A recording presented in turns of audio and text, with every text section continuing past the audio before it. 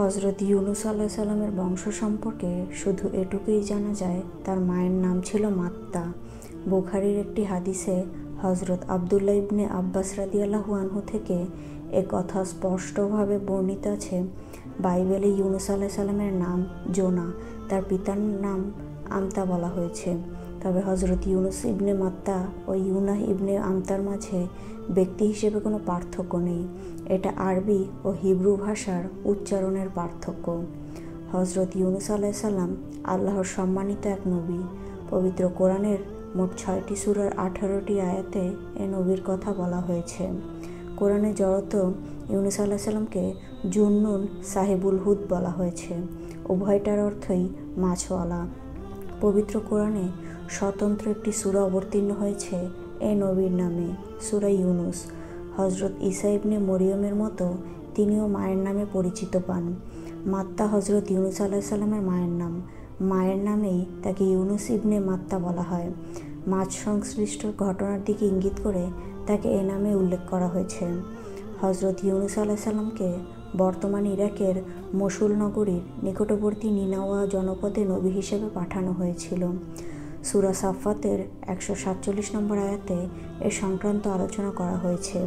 তিনি মসুলবাসীকে আল্লাহর পথে ডাকলেন, হেদায়েতের পথ প্রদর্শন করলেন, ঈমান ও সৎকর্মের প্রতি আহ্বান করলেন, আখিরাতের বিষয়ে সতর্ক করলেন, জাহান্নামের ভীতি প্রদর্শন করলেন, জান্নাতের নাজ নেয়ামতের কথা শোনালেন। কিন্তু তার সম্প্রদায়ের লোকজন অবাধ্যতা প্রদর্শন করলেন। হজরত ইউনুস আলাইহিস সালাম তাদের আল্লাহর পথে আসতে দাওয়াত দেন দীর্ঘদিন। তাদের ঈমান আনা নিয়ে হতাশ হয়ে পড়লেন। 3 দিনের মধ্যে আল্লাহর আযাব তাদের উপর নিপতিত হচ্ছে ঘোষণা দিয়ে নিজ এলাকা পরিত্যাগ করলেন। কিন্তু এলাকা পরিত্যাগ করার ক্ষেত্রে তিনি আল্লাহর নির্দেশের অপেক্ষা করেননি। এভাবে আল্লাহর নির্দেশের অপেক্ষা না করে নিজ উদ্যোগে বের হওয়াটা গুনাহ ছিল না, কিন্তু নবুয়তের শানের পরিপন্থী ছিল, যা আল্লাহর পছন্দ হয়নি। আল্লাহ তার প্রিয় বান্দাদের এমন ছোটোখাটো বিচ্যুতিতে বড় ধরপাকড় করেন। হজরত ইউনুস আলাইহিস সালাম এলাকা পরিত্যাগ করার পর লোকজন উপলব্ধি করল যে এবার নিশ্চিত আল্লাহর আযাব চলে আসবে। তাই তারা সবাই মিলে আল্লাহর কাছে তওবা করল। লোকালয় ছেড়ে বনবাদারের দিকে চলে গেল। গবাদি পশু ও শিশুদেরও সঙ্গে নিল। সেখানে সবাই কায়মনোবাক্য আল্লাহর কাছে আশ্রয় ক্ষমা প্রার্থনা করল। তাদের খাঁটি তওবা ও কাকুতি মিনতির কারণে আল্লাহ তাদের উপর থেকে আযাব সরিয়ে নেন। এলাকা পরিত্যাগের পর হজরত ইউনুস আলাইহিস সালাম ভাবছিলেন তার সম্প্রদায় হয়তো আল্লাহর আযাবে ধ্বংস হয়ে গেছে। তিনি কল্পনাও করতে পারেননি তার তওবা করে আল্লাহর প্রতি ঈমান নিয়ে আসবে। ফলে তিনি যখন জানতে পারলেন তারা সবাই ঈমান নিয়ে এসেছে, একদিকে তিনি বিস্মিত হলেন, অন্যদিকে ভীত সন্ত্রস্ত হলেন। ভীত হওয়ার কারণ ছিল তিনি তাদের বলেছিলেন 3 দিনের মধ্যে আল্লাহর আযাব আসবে, কিন্তু তাদের দোয়ার কারণে সেই আযাব সরে গেছে। সুতরাং তারা তাকে মিথ্যাবাদী সাব্যস্ত করে হত্যা করতে পারে। তৎকালে মিথ্যা বলার শাস্তি ছিল হত্যা। এই শঙ্কায় তিনি স্বদেশে না ফিরে দূর দেশে হিজরতের ইচ্ছা করলেন। এ উদ্দেশ্যে মানুষ বোঝা একটি নৌকায় চড়ে বসলেন। নৌকা মাঝ নদীতে পৌঁছামতো প্রচণ্ড বেগে ঝড় তুফান শুরু হলো। বিশাল বিশাল ঢেউয়ের ধাক্কায় নৌকা ডুবে যাওয়ার উপক্রম হলো। অবস্থা বেগতিক দেখে মাঝিরা বলল, এখানে মালিকের অবাধ্যতা করে কেউ নৌকায় আরোহণ করেছে। মাঝিদের বিশ্বাস ছিল কোনো অন্যায় কাজ করে কেউ নৌকায় আরোহণ করলে এমন পরিস্থিতি তৈরি হয়। সুতরাং তারা বলল, এমন কেউ থাকলে তাকে নদীতে ফেলে দিতে হবে, তাহলে অন্য যাত্রীরাই বিপদ থেকে রক্ষা পাবে। তখন যাত্রীদের মধ্যে লটারি দেওয়া হলো। লটারিতে হজরত ইউনুস আলাইহিস সালামের নাম আসে। 3 বার লটারি হলো, প্রতিবারই তার নাম বেরিয়ে এলো। হজরত ইউনুস আলাইহিস সালাম নদীতে ঝাঁপিয়ে পড়লেন।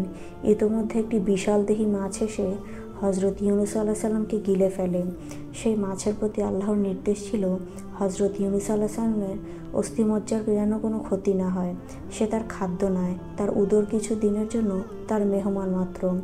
মাছের উদরে গিয়ে তিনি আল্লাহর কাছে দোয়া করতে থাকলেন, আল্লাহর কাছে আশ্রয় চাইলেন, ক্ষমা প্রার্থনা করলেন। তিনি বললেন, লা ইলাহা ইল্লা আনতা সুবহানাকা ইন্নী কুনতু মিনাজ জালিমিন, অর্থাৎ হে আল্লাহ, আপনি ছাড়া আমার কোনো ইলাহা নেই, আপনি চিরপবিত্র, নিশ্চয়ই আমি নিজের ওপর জুলুম করে ফেলেছি। আর ইউনুস ছিলেন পয়গম্বরগণের একজন। যখন সে পালিয়ে যাত্রী বোঝাই নৌকায় গিয়ে পৌঁছলো, অতঃপর লটারিতে সে অকৃতকার্য হলো। অতঃপর একটি মাছ তাকে গিলে ফেলল। এমত অবস্থায় সে ছিল নিজেকে ধিক্কার দানকারী। দোয়ার বরকতে মাছের পেট থেকে আল্লাহ আর নবী রাসূলকে মুক্তি দেন, নতুবা মাছের পেটই তার সমাধি হতো। আল্লাহ তাআলা বলেন, যদি ইউনুস আল্লাহর তাসবিহ পাঠ না করতেন তবে তাকে কিয়ামত দিবস পর্যন্ত মাছের উদরেই থাকতে হতো। কিছুদিন পর মাছ হজরত ইউনুস আলাইহিস সালামকে নদীর তীরে উদগীরণ করে দিল। আল্লাহ তাআলা সেখানে তার শারীরিক সুস্থতার জন্য লতা বিশিষ্ট বৃক্ষ উদ্গত করে দেন। আল্লাহ তাআলা বলেন, অতঃপর আমি তাকে এক বিস্তীর্ণ বিজন প্রান্তরে নিক্ষেপ করলাম। তখন তিনি ছিলেন রুগ্ন। আমি তার জন্য এক লতা বিশিষ্ট বৃক্ষ উদ্গত করলাম। মুফাসসিরে কেরাম বলেন, মাছের পেটে অবস্থান করাটা তাকে শাস্তি দানের উদ্দেশ্য ছিল না, বরং আদব শিক্ষাদানের উদ্দেশ্য ছিল। যেমন পিতা তার শিশু সন্তানকে শাসন করে শিক্ষা দেয়। হজরত ইউনুস আলাইহিস সালামের মাছের পেটে কত সময় বা কতদিন ছিলেন সে বিষয়ে মতভেদ রয়েছে।